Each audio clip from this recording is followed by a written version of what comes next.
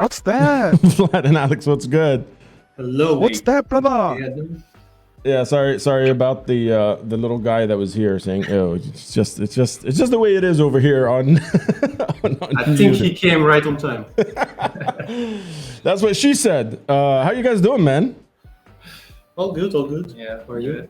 I barely gave you an intro. I'll be honest. I kind of just said, "Wake up, Karma," and Alex and Vlad. But in your own words, introduce yourselves to the tribe. So I am Vlad. I think initially the project started just from being my solo project. I was just writing music, and then gradually I found people around myself, and now we're a band. So here we are. I'm Alex. I also started as a solo artist, but I mixed some genres. It was hip hop, sometimes metal, and then we became friends with Vlad, and I joined his project. Fuck yeah. So let's get to know you guys a little bit better. Because Vlad, you have come to the stream before. You've sent in some music before. We've checked it out, which was quite a while ago, I think. Maybe 6 months ago or so. Yeah, in my world, that's like 170,000 streams. Nice. But yeah, how did it start? First of all, when did you guys move to Dubai? Give me a little background on you. Sure. So I'm in Dubai since 1997. So or from Ajman. Oh hell yeah! Yeah. So I was a kid when I moved here with my parents. Basically, no one was asking me. They just brought me here and starting growing up here. So since 1997, so that's like almost 30 years I'm here. Studied here, grew up, university, started to work here. I love this place. It's my second home. I don't even consider Russia as a home anymore because I live all my life here, so that makes sense, I guess. Yeah, I can imagine. Dude, I moved here in like 2010 maybe. And I'm like, I'm from Dubai, bro. Like that's it. There's no doubt about it. I can imagine from 1997. That's pretty fucking sick. What about you, Alex? I grew up in Ukraine and moved here in 2015. Started working here as a veterinarian. Yeah. So 10 years. Fuck yeah. You're a vet? Yeah. That's fucking cool. Yeah, I don't know if we have any vets in the chat? Yo, I'm curious. You're from down under. He's also the first vet I know, like in real life, so that makes sense. Like it's not very common thing. Yeah, I've taken my cats to a lot of vets, but I didn't know any fucking metalhead Funny vets. enough, he doesn't take his own. His friends' pets. Because he's saying like he's attached to them. Only for surgeries. Yeah. But isn't that a thing like a lot of doctors do in general? Like I know what are the fucking doctors that help you give birth called? You know what I'm talking about? Like the doctors that help deliver babies. There's a name for it.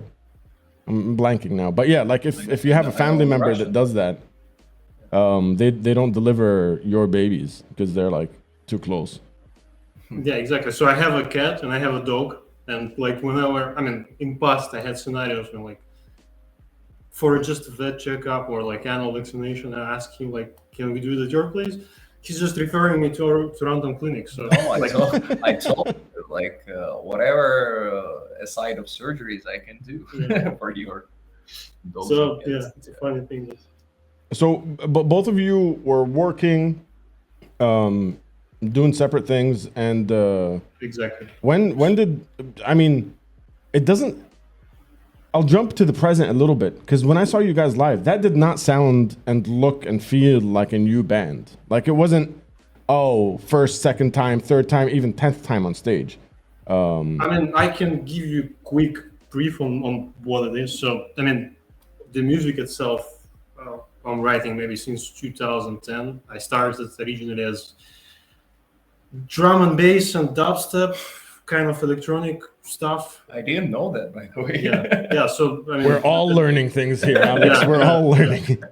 So that was like my background, and I also was into. At that time, I was a lot into Linkin Park and like light rock area, and I was following a lot of what Mike Shinoda does in terms of like his production skills. So at that time I was like, let's maybe try to incorporate some guitars in my music. And then that's how it started to going. So like dubstep with guitars, drum and bass with guitars, just electronic stuff with guitars. So that was like the seed of the whole stuff. Then funny enough, I took some hiatus for a few years. Like, and maybe in 2015, 16, I started producing more like heavily into rock and metal stuff, and that's where like probably this project started. So 2016, 2017. So I started writing some bunch of songs. I was finding for vocalists online, like Fiverr and all that stuff. Just basically online band, and started to release stuff under the name of Wake Up Karma. And then on one of the songs, I knew Alex through my brother.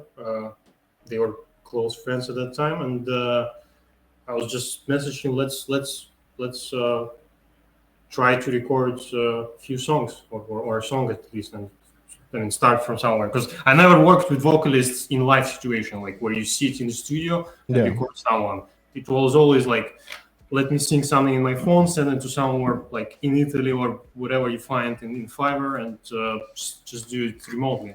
But that was the first time working with someone like in presence in the studio, and that was fun experience. And then we had COVID, and then I think after COVID, maybe 1 or 2 years later, we again messaged up with Alex, and he's like, let's try doing something together. And then we started to record like songs as me, Wake Up Karma, and featuring him. And then somehow organically, we never thought about starting a band or something. It really happened organically. So at one point of time this year, I was selling the, like, how do you call it, MIDI pads on the Beazle.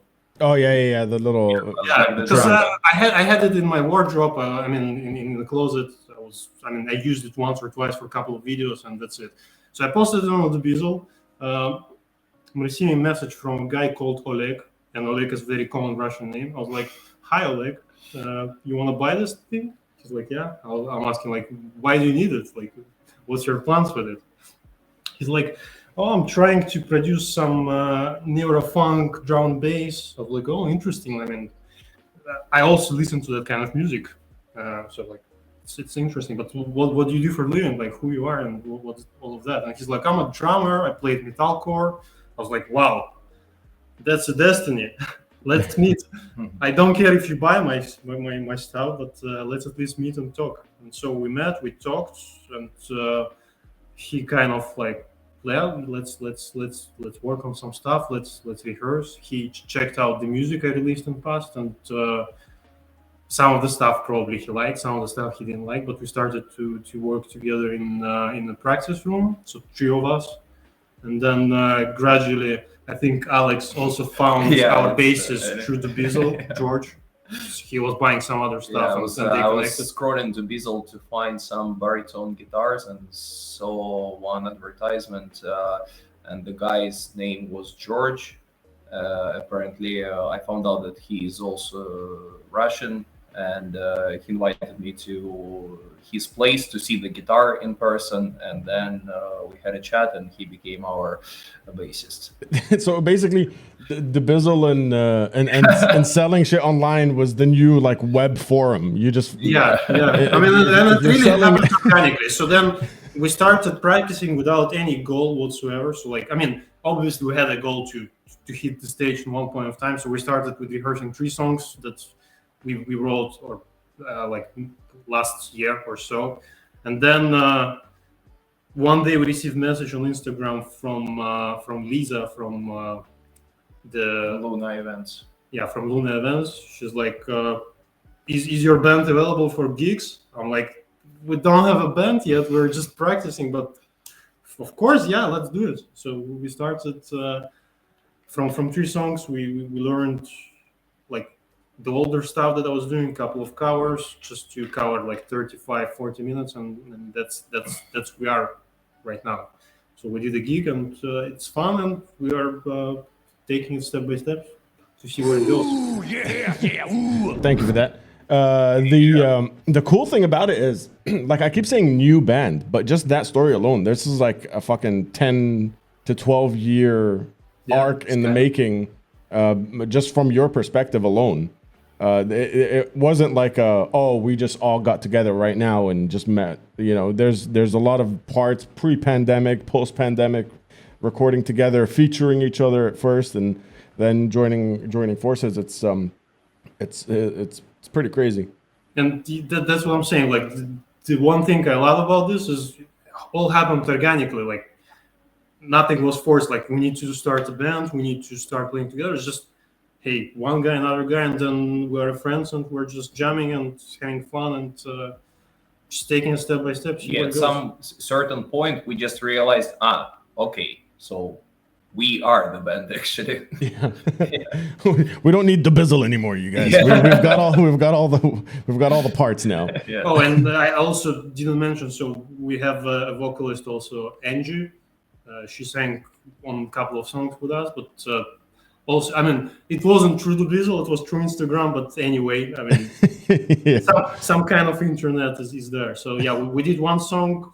Also, at that time when I started working on that song, it was just my song featuring her, but eventually she joined us on practice sessions, and then she had some good input. So right now we're a five-piece band.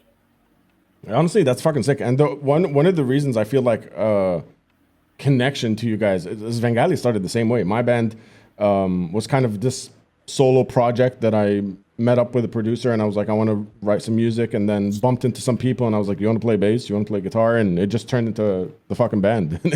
It just happened by accident. We're like, somebody asked us to play a show. We're like, I think we need to take photos as a band. We don't.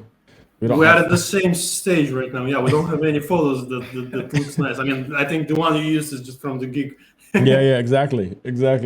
But when Alex, when did you get into metal and you're like, okay, I'm gonna this is gonna be the thing that I focus on? I think it started when I was like 7 years old. It was back in Ukraine.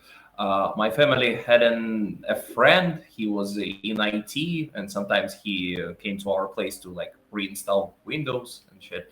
And I remember he sent me 5 songs via the infrared port on the phones with the buttons. You remember those? And it was 5 songs by System of a Down. Nice. Yeah, and I was listening to that, and I was like, shit, I want to learn how to play guitar. And then I found a guy in my hometown who was going to private practice sessions with one teacher who taught him how to play guitar. I joined those sessions. Then at certain point I reached some level when he taught me how to read tabs, and then I realized, okay, starting from this point, we didn't reach the music theory actually. Yeah. So he just taught me how to read tabs, and I'm like, okay, starting from here I can go on by myself. Yeah. And when I turned 13, I started learning vocals, also just without any teacher. When I turned 15, I started to learn how to scream. Then when I turned 17, it was back in my college, I joined one band. We played something like kind of melodic metalcore with clean vocals. I remember our guitarist, he was taking an inspiration from Parkway Drive. That was his a go-to band. I was just gonna say Parkway Drive, As I Lay Dying, that era. Yeah. Also, at the same time, I was a session vocalist in another deathcore band, because their vocalist could do really nice growls. And at that time, I had no idea how to growl, but I was doing nice high pitch screaming. So we were dividing these parts. And then also when I turned like 19, I had a pretty long hiatus, and then I joined Wake Up Karma. I had some experience in like trying to make my own music, but I'm not so good in production things because I never was into electronic music. I mean, I was into, but I had no idea how to write that. And then when I met Vlad, I realized like, okay, I can develop my potential, like, and bring it into the music that he creates. So basically, he's like the brain of our band, and I'm just singing. Me too, bro. Me too. Trust me, I don't know what the fuck I'm doing. But Vlad, did you play shows? No, that was my first live experience at all. That's insane to me. Why? Because I don't know. I feel like for a first live performance, I was looking at you guys. I was like, these guys are seasoned. Like it was a performance. At least even if you weren't like seasoned in Wake Up Karma, like everybody has their experience, and you were up there fucking killing. You guys walked on stage, in-ears, backing tracks. I'm sure, guys. Yeah, sorry for it. No, I'm sure, guys. All of the guys had an experience in live settings. So I mean, for me, it was first. I did one in a school when they played two songs. It was Green Day, Boulevard of Broken Dreams, and Avenged Sevenfold, Seize the Day. Two songs I did. That's all. No, bro. I had. Yeah, my high school battle of the bands song was Cedar featuring Amy Lee.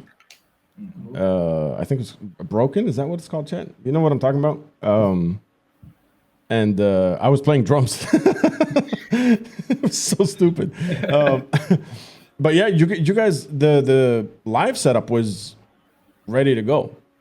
Came in with in-ears, the back tracks were ready.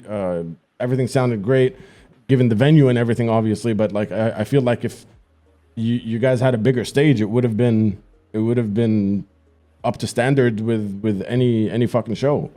How how did you figure that shit out? Who's the guy that's like, this is all the shit that we need? I mean, in terms of in-ears, I think it was obvious on first practice sessions that we needed, and that's like the first thing we had to figure out to have everyone with the click track and everyone able to hear what's all of us playing.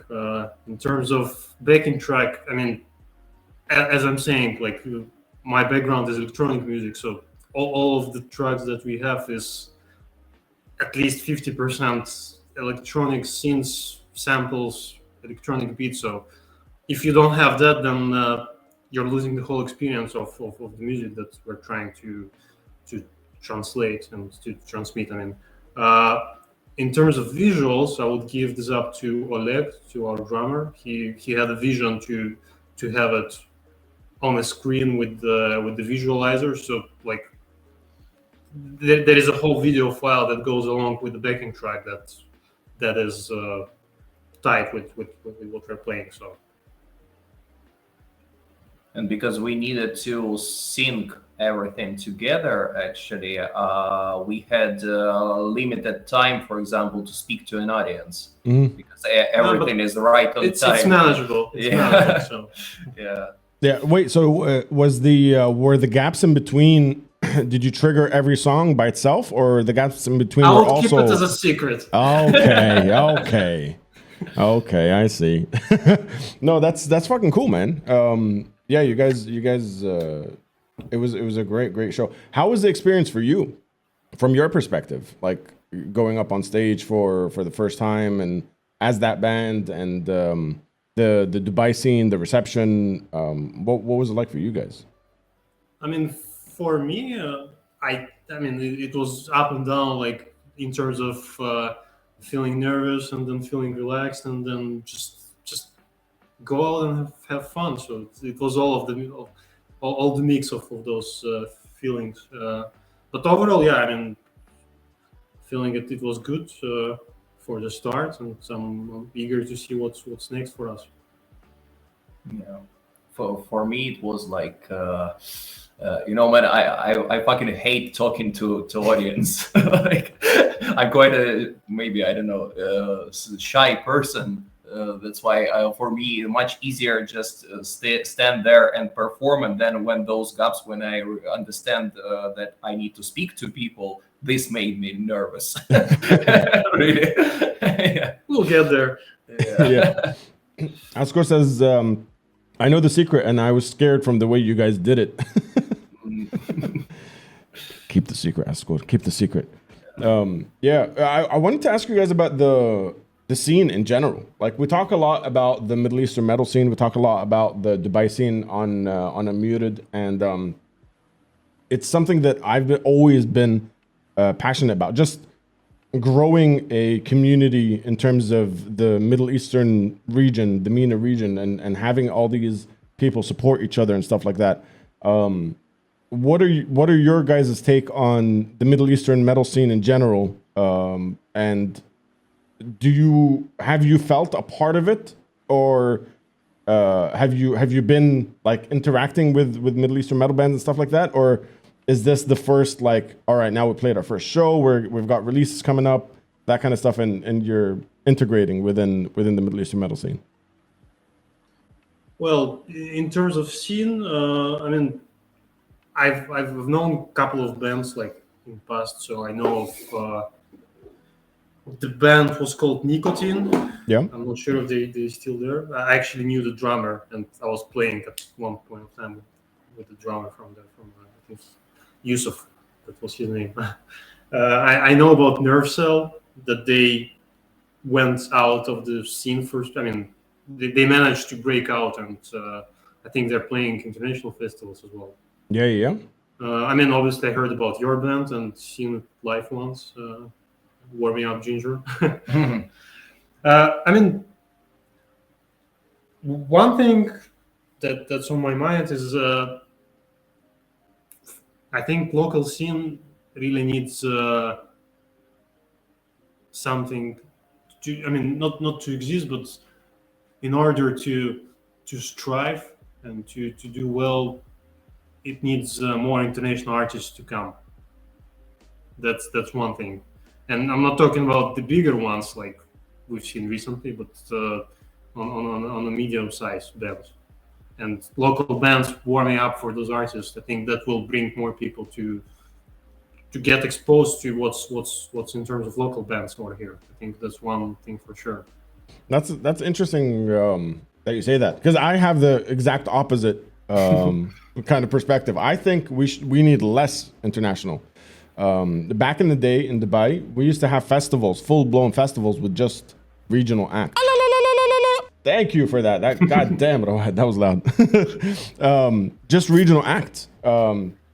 It was a stacked bill, and everybody in the crowd would be wearing local band T-shirts and stuff like that. So I feel like we need less cover nights, less international acts for people. You know, if it's a huge fucking band, 100%. But I think the average, the standard should be more regional and local acts, and create a culture where, you know, wear a Wake Up Karma T-shirt to a show instead of wearing your Lamb of God T-shirt. Lamb of God don't need more fucking advertising. Show support to the local. You know what I mean? But Alex, what's your take on it?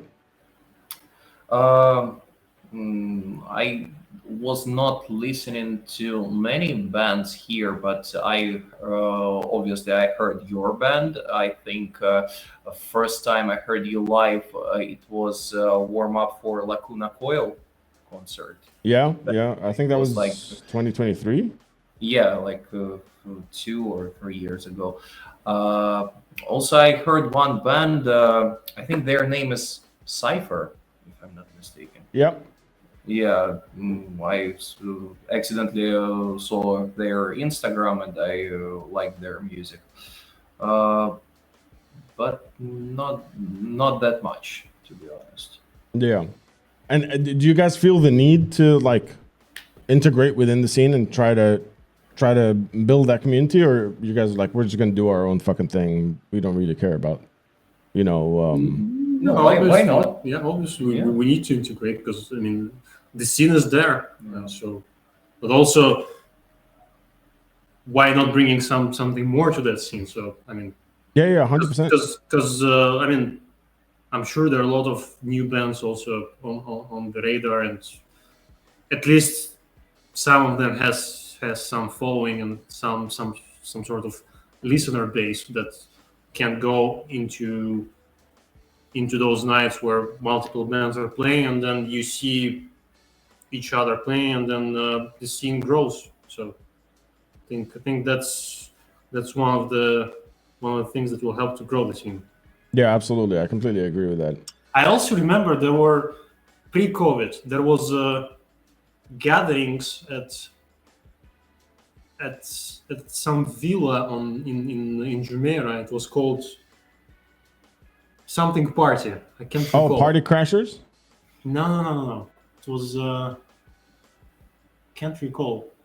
But it had some interesting nights over there. Like 2-3 bands were playing very like intimate shows. But that was fun. The Losing Party. Yes, the Losing Party. Yeah, so I yeah, attended yeah. a couple of nights there. Do you know if they still exist? No, the Losing Party disbanded. Even Cypher, Alex, you mentioned Cypher. They disbanded. Yeah, it's. I like that concept, like where you show up in not a random place. Obviously, that was someone's house. Yeah.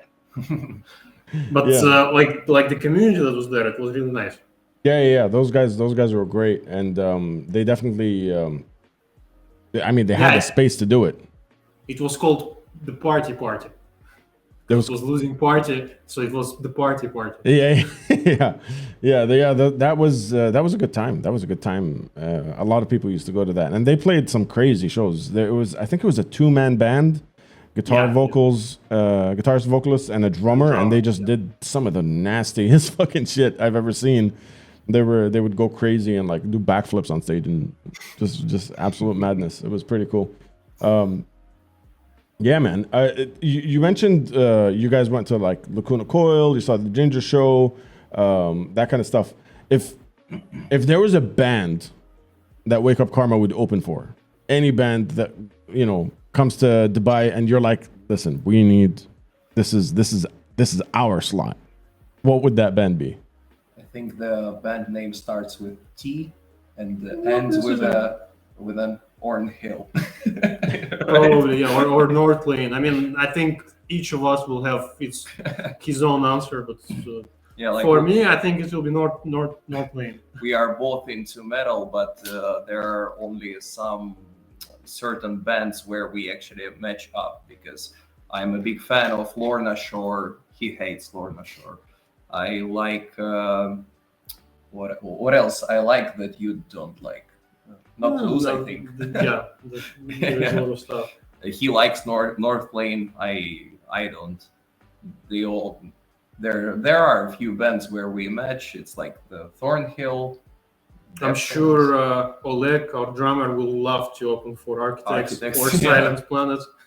Oh, Silent Planet is an amazing band. Yeah, I think it's a mix. Obviously, nothing big, but just stuff that we like in the scene overall. The fact that you guys don't see, like, there's not a lot of crossover in terms of bands that you fuck with. What's the writing process like? Like, I listen to Massive Attack. I mean, yeah, exactly. I'm asking, like, Alex bringing in a Lorna Shore influenced riff, and you're like, well, listen to this drum and bass part. Like, how does that work? It's an interesting process. Yeah, I mean, we're just to see like how it works in terms of when we're writing as a 5-piece, but at least like the last couple of songs we're writing is just either me or him coming up with the riff or a couple of riffs, and then we stack them up together, get some structure, then Alec lays some beats on it, and then we all try. I mean, I write lyrics a lot because, I mean, life is just happening, and you need to stream it somewhere. Yeah, lyrics is a good place. I think Alex also does some lyrics, so just play some melodies and then we see where it comes. So it's really like a mixing pot, at least for like last couple of months where we write as a band and not just a couple of guys.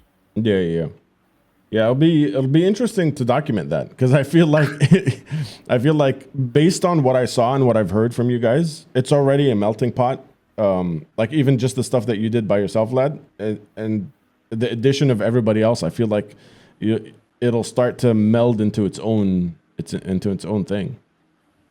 Yeah, I'm also eagerly looking forward to what will come up from there because. I mean, obviously, working alone is fun. You get control over the process, but then when you have more people, more opinions, more ideas how to approach certain parts, like for example, we did intro. I mean, today I discussed with Oleg. Like I sent him. So we did a live intro, a track just for the live situation, just to have fun and. To have headbanging stuff. So I laid down some beats on it, but he changed like the beats that they were there. And the first time I heard it was on practice session. I was like, wow. So that's like completely changes what I had in mind, but that's fun. And let's move with that. Yeah. With Svengali, me and JM always talk about how the riffs and the ideas that make it, nobody knows the amount of actual fighting we do to get to that point. We're in actual fights, and he sends me an idea, I butcher it, and I like cut it up, and I'm like, no, this needs to go first, and this doesn't work here, and then he says, fuck you, I don't. And the ones that make it are the both of us going, yeah, we agree. I don't think we had. Yeah, I don't remember that we ever had any arguments. Like, yeah, it's just like, let's try this, let's try that. Yeah. But eventually, I mean, everyone should be satisfied with the final product, which is the song. So I guess we should listen to everyone's opinion. And the only like tiny, but I wouldn't even call it an argument we had is when Oleg said like, it's very difficult for me like to play this drum part because like it goes left right and Vlad just looks at him and he's like, play. Yeah, drum parts written by guitarists are always the worst fucking thing. That's like number one meme we have in our own chat. Like, yeah, like, it's drum parts. Drum parts written by guitarists and lyrics written by drummers. They're the things that just don't work because the drummer always writes the lyrics or the pattern at least exactly to the fucking click. There's no there's no flow whatsoever. It's like yeah, maybe you're right. Yeah. I wanted to show chat and everybody that's watching later on YouTube. By the way, if you're watching on YouTube, thank you very much. Some of your music. We have Burden lined up. Anything you can tell me about the song before we play it? So I think this one started with the riffs that Alex laid down. So just grow from there. I added a couple of tiny beats, and then this actually the song was written before we met Alex, so his drum beats are not there yet on the studio version, but obviously in the live version it's already different approach on the drums. Lyrically, what's this about? It's about trying not to blame yourself for the mistakes that your ancestors did. Yeah, kind of like that. Yeah. Damn. All right. Chat, you guys ready to hear some music? You know what to do. If you fuck with it, throw up the fire, do all the things and all the stuff.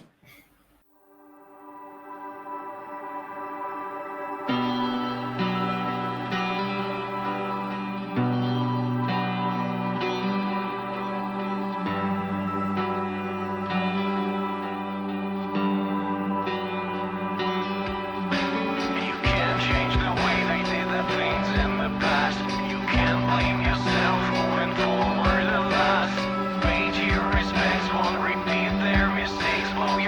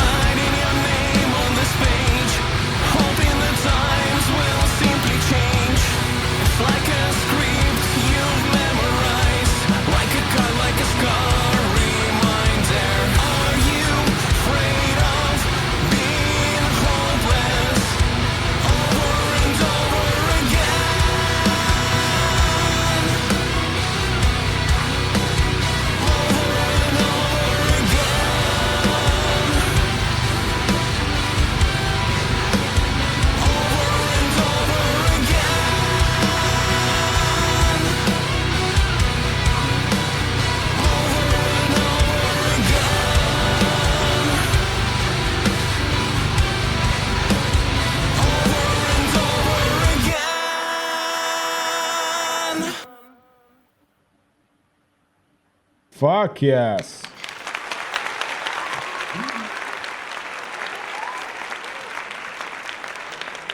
Chat, what'd you think about that? There you go. Tisky Mix, thank you for being here. Curry Whiskers, what's good? Askud, everybody that's here, thank you guys. Sandy, what's good? What's good? What's good? Yeah, that was fucking sick. One of the things. Thank you for the Slayer. One of the. It's the wheeze at the end. That wheeze gets me. That's the best. Yeah, one of the things I really fuck with your sound is it's really dynamic. Like the song doesn't stagnate whatsoever. It just keeps going up and down every time, and I feel like that's one of the things that I really gravitate towards. It kind of pushes and pulls. How intentional is that, or is that exactly like what you said? Just everybody. Who wrote this? That's everybody's different influences. At least you two guys. Was it intentional? It started with the riffs I wrote, and by the way, we are in our writing process. We are trying to stick to one idea that we need to be able to play it live. Like whatever you can record at your bedroom. I usually play guitar like in classical position, like I put it on my left leg, like whatever you can play here, but then whenever you're playing standing and like your guitar is quite low, I need to still be able to play that. That's why our riffs are quite simple in general. And for the dynamics, I grew up listening to some bands like 3 Days Grace, for example, and they always had this theme in their songs that they have like pretty light verses, and then when the chorus hits or something heavier, like you can feel it, and it, I don't know, came with me throughout the years. I think followed me throughout the years, and. Usually the things that I write are quite depressing. This guy likes to write in major. I'm always writing minor. No, but it's good that you. I mean, I'm happy that you noticed that there is a dynamic thing, because that's like one of the things that goes into the actual production process, like all those samples and then fades in, fades out. I mean, one thing I hate is to write two same verses. Mm-hmm. Like, even if you have the same lyrical and melodical structure of the verse, change the instrumentation, change the beat, I don't know, add some new part into verse 2, and that kind of gives you a new flavor to the song. Yeah. Askur said, summarized it with a really good word. He said, I like the cohesiveness of the song. Nothing felt overdone from clean to the screams. Minnie and me said, love the vocals, great sounds. I really fuck with this. Yeah, I think everybody kind of agrees on that. It sounded very put together. You know what I mean? Like that's I think that's what I love about it. From a production perspective, Vlad, what are some of the things that you're like, we should add, or is it like, I don't know how to phrase this question. Like, is it an inspiration from modern metal sounds, or is it just like I'm gonna try and make whatever we have the best sound? Because you guys have some things in there that aren't standard new band releasing music stuff. Like this sounds pretty, like Askur said, cohesive. I mean, as I mentioned already, my background is my first rock or metal bands. I mean, you wouldn't call metal, but it is new metal, Linkin Park, and I was following everything that Mike Shinoda was doing in terms of production, like, because you may call it light metal or not rock, but the things that he brought into the scene in terms of small bits and pieces, like, I don't know, doing extension of the verse in verse 2, or doing some small pause into instrumentation. So there are a lot of small things that you don't notice if you listen to music like just in the car, like driving somewhere. But if you really analyze into stuff, like what goes behind the songs and what are the small production elements that are done, then you'll find a lot of interesting stuff. So You mean like you need to listen to music, not just on the background, but like yeah, like actually analyzing pay what's attention. what's not, going on not there. passive listener, not whatever's Yeah. on the radio. That's my favorite Yeah. band. Yeah. And then that's how I was listening to music. I mean, since I guess I started to produce it like since 2010. I loved downloading multi-tracks of the songs and then just seeing what's in there, like all the more. I mean, there are a lot of services that post those multi-tracks for the purpose of learning how to mix. Yeah. I didn't want to learn how to mix because I mean that's another nightmare world. But to see what's in the songs and how much effects and just how much layers into the modern metal songs are in there, that kind of, I mean you can learn a lot from that. Yeah, absolutely. You know what we used to do? I'm so fucking old, bro. My friend had a panning option in his car, and he'd sit there playing Kill Switch Engage and would pan hard right, hard left, and would listen to the different harmonies on the guitars, and would just listen to the whole song just from the left, and then the whole song just from the right. Yo, Gert, what's good? That's how we learned. Like, oh shit, did you hear that fucking harmony? Like, let's go to the guitar. Let's listen to that one part over and over again. Yeah, that's fucking cool. So you said mixing and mastering you're not into. Do you outsource all of that? Yeah. Okay, yeah, that's fucking cool. Not a lot of bands know. Like I've spoken to a fuck ton of bands, bro, from the huge guys to people starting out, and a lot of people just try to do it themselves first, and even if they do, I always say release it rather than just sit on it. But it's pretty cool that you guys are like already on a full-blown band path. Yeah, I mean, I'm sure I tried at one point of time to mix stuff. It didn't sound. I mean, it may sound good to my ears, but then you listen it in a row with like stuff on Spotify, and then it just sounds bad. So I don't know. Yeah. And you cannot reach that level until you do like 100 songs or 500 songs mixed and mastered. So obviously you cannot do by doing just your own stuff.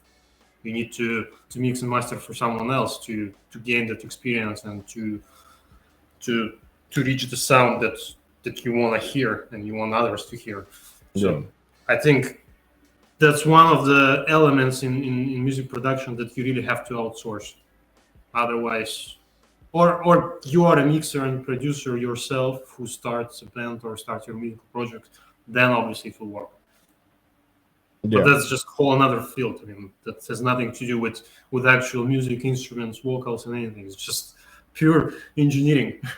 Yeah, exactly. Yeah, it's a whole other fucking world, like you said. What are the next steps? Like, I know you guys are releasing singles and are working on more live shows and stuff like that. But what's the bigger picture for Wake Up Karma? Good question. I mean, I think for me it's just enjoy the process that we have, write more stuff, do more gigs, and see where it goes step by step. And I think for everyone we'll have different answers on that question, but I guess enjoy the process is I hope enjoy the process is the first thing that comes into mind and into each of us. What about you, Alex? In general, I feel like for many years it was actually my dream to like create, but I'm not the creator of the band, but in general, like get into a band where each single member of the band is your friend, like literally. I don't have anyone in the band, any one member in the band who I dislike, for example. And for me, it's like a dream came true. And for the future of our tracks and our band, honestly, I don't know. We're just like doing stuff together because all of us are friends and we are just like enjoying the process. So I think that's the main part, that you need to enjoy what you are doing. Fuck yeah. And you guys are actively looking for more shows. I remember talking to you guys after that show, and I was like, y'all don't need to open the show anymore. I didn't even realize that was your first show. I found out later. I was like, you guys shouldn't be opening these shows. You guys need to be higher up on the bill. We need to talk about getting you guys some slots on international shows or international bands coming here, or bigger local shows in general. But are you guys trying to book more shows? Or are you guys like actively looking for stuff, or you're just going to focus on writing the music for a little bit? I think we're moderately looking at that stuff. It's always, I mean, we're happy to play, and we'll see where it goes. Yeah, fuck yeah. And for everybody that's in the chat, exclamation point guest or exclamation point about, go follow them on Instagram. That's your main platform, right? Yeah, I think that's where we post most of the stuff. I mean, there's obviously YouTube, but mainly for lyrics videos and all the stuff. But yeah, Instagram is the place.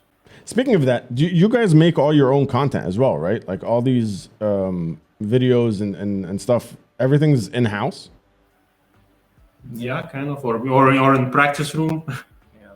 Yeah, it's crazy. I always talk about how crazy it is being a musician in this day and age, because you have to do everything. Yeah, absolutely. You're the videographer, the editor, the fucking producer, the content creator. You're the guy that's doing absolutely everything, as opposed to like way back in the day. You make some music and somebody else does all the other shit. Yeah, just make sure you don't mix your stuff. Yeah, just don't mix the stuff.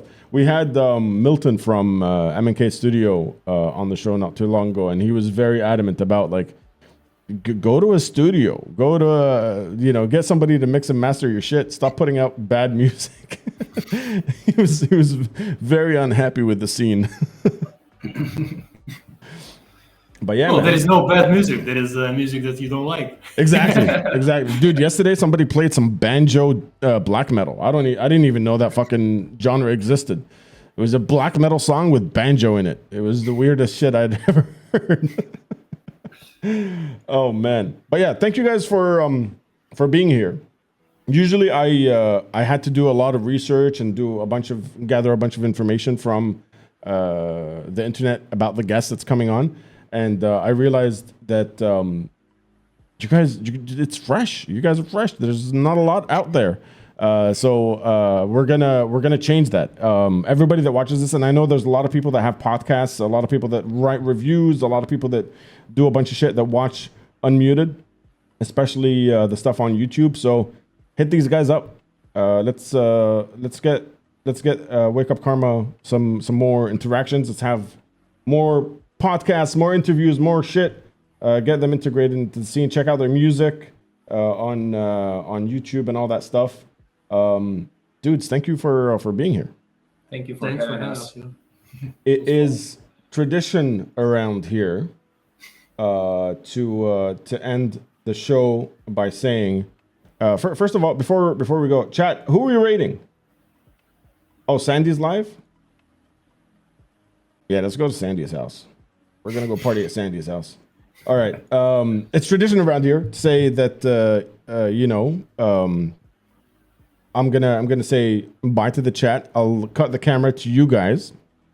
You have the floor. Say whatever you want to whoever's listening, and then once you're ready, you say the magic words, hit the outro, and that's when the show will be done. So, chat, I'll see you. I won't see you tomorrow. I'll see you Thursday.